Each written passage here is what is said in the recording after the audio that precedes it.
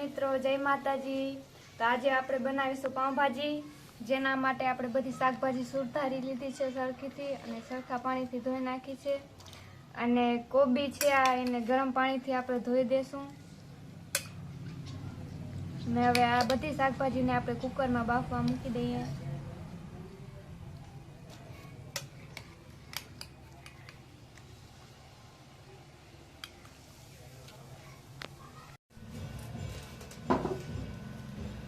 तो આપણે પાઉંભાજીની પણ તૈયારી કરી લીધી છે।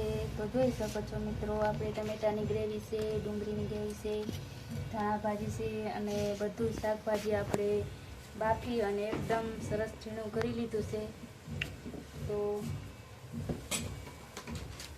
આપણે તપેલીમાં તેલ ગરમ કડાઈમાં આપણે મોટી કડાઈમાં આપણે ભાજી વઘારશું, કારણ કે આપણી ભાજી વધારે પ્રમાણમાં છે।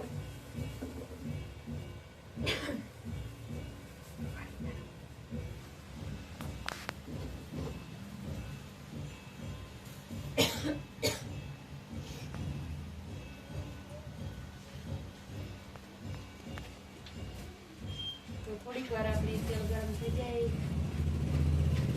ત્યાર પછી આપણે વઘાર કરીશું। તો આપણે હવે પાઉંભાજીનો વઘાર કરી લઈશું। તો આપણી તેલ પણ સરસ રીતે ગરમ થઈ ગયું છે।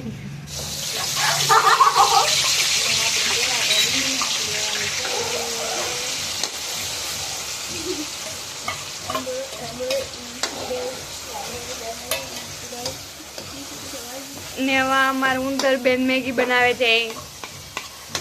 હવે આપણે નાખી દઈશું ટમેટાની ગ્રેવી। ગીરાનું મન થતું હતું મેગી ખાવાનું। ગુજરાત છે રાકેશ, પાણી દેજો ભૈયા। आज फिर से इतना प्यार कैसे बताया।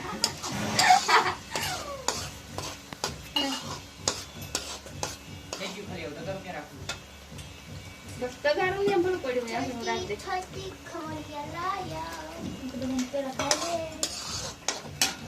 તો આપણે નાખી દેવાના છે એમાં મસાલા। તો મસાલા પહેલા તો આપણે 1 ચમચી જેટલી આપણે હળદર નાખવાની છે અને સ્વાદ પ્રમાણે મીઠું। વધારે પણ નાખી શકાય, વધારે નાખી તો પછી વધારે ન મીઠું ખવાનું હોય।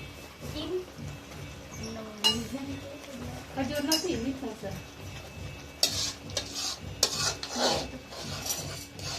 सॉल्ट, टाटा नमक।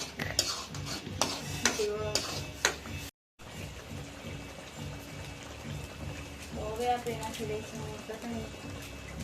તો ચટણી આપણે જેટલું ખાતા હોય એ પ્રમાણે આપણે નાખી દેવાની છે।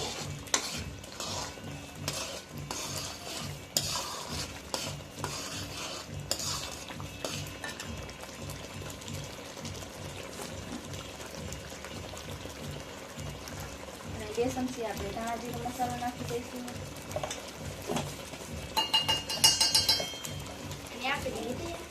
થોડુંક આપણે નાખીશું કાશ્મીરી લાલ મરચું પાવડર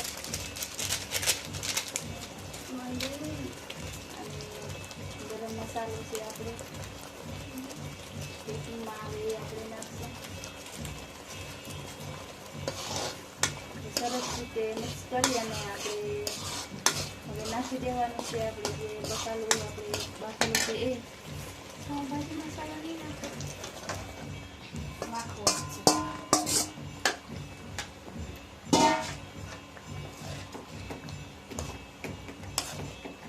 તો આપણે ધીમે ધીમે બધું મિક્સ કરી લેવાનું છે।